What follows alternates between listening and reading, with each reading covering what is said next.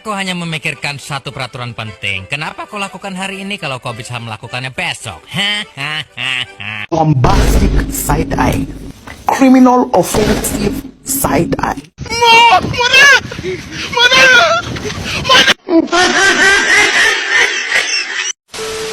Nah, gede nih dah nih. Tuh. Pelan-pelan, tarik pelan. Capek ah. Assalamualaikum warahmatullahi wabarakatuh. Kenalkan, nama saya Muhammad Hasanul Buluk, NIM 0203 24032. Di sini saya akan melakukan tugas usul fiqh.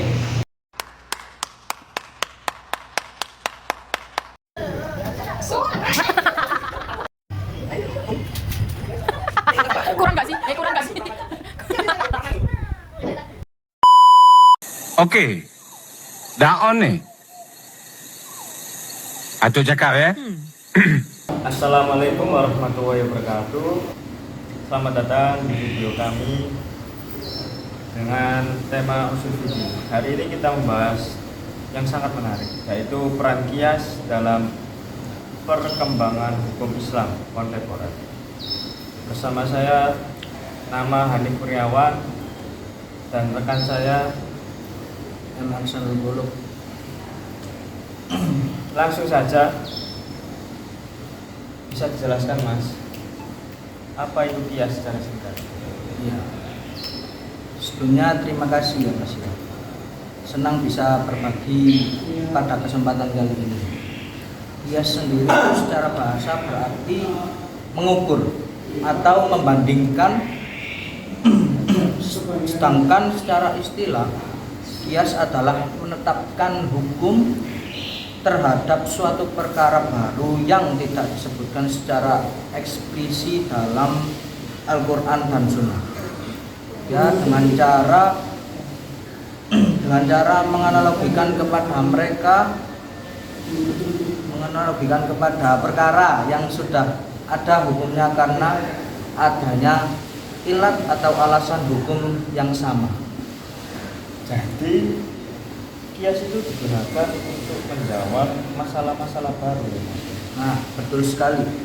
Qiyas adalah salah satu metode ijtihad yang sangat penting dalam usul fikih, yang mana bisa menjadi solusi ketika kita dihadapkan pada permasalahan kontemporer yang tidak dijelaskan secara langsung oleh nas syariat. Nah, next question. Bagaimana contoh sederhana penerapan qiyas dalam metode modern, Mas? Oke. Untuk penerapan sederhana qiyasnya sendiri itu ada contoh klasik seperti hukum narkotika. Dalam Al-Quran itu tidak ada ayat eksplisit yang menyebutkan narkoba.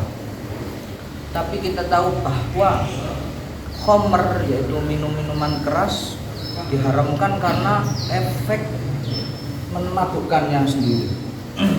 Maka narkoba dikiaskan kepada khamr karena memiliki ilat yang sama, yaitu sama-sama memabukkan dan dapat merusak akal. Berarti meskipun tidak disebutkan, kita bisa menetapkan hukumnya dengan qiyas tersebut, ya, Mas? Ya, itu sangat penting dalam dunia hukum Islam kontemporer.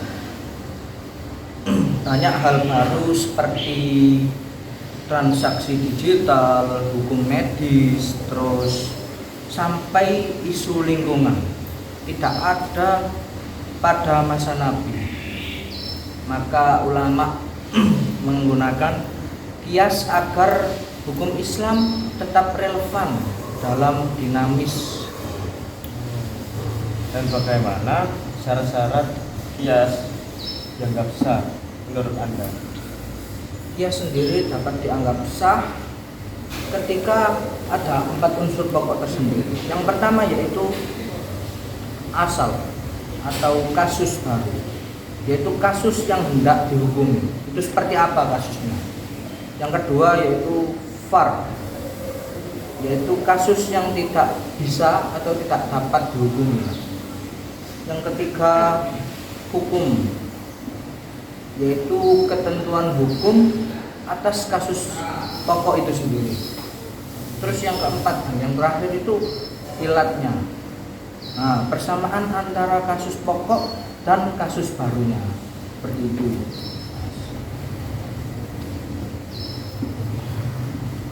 Jadi pertanyaan terakhir bagi Mas, apa pesan dari Anda kepada mahasiswa untuk generasi muda terkait pentingnya memahami kias? Ya, menurut pemahaman saya sendiri, untuk para mahasiswa, yaitu kias sangat penting karena hukum Islam itu hidup dan terus berkembang. Jika kita ingin menjadi generasi yang mampu menjawab tantangan zaman sesuai syariat, maka kita harus menguasai metode istinbat seperti kias ini. Tidak hanya sekedar tahu hukumnya ya, tapi juga tahu mengapa dan bagaimana hukum itu disimpulkan. Wah, sangat.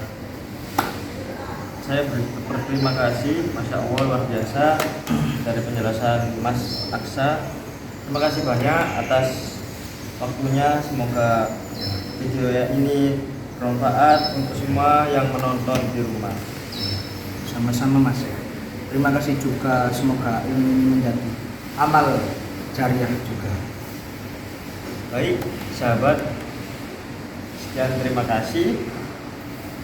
Jangan lupa like, subscribe, dan komen. Dari pembahasan ini, burung gagak, burung kenari. Bapak, terima kasih.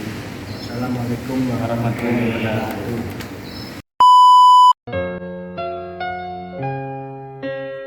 Sadarkah aku yang berjalan dalam kehampaan, terdiam, terpana, terbata, semua dalam keraguan aku dan semua yang terluka karena kita.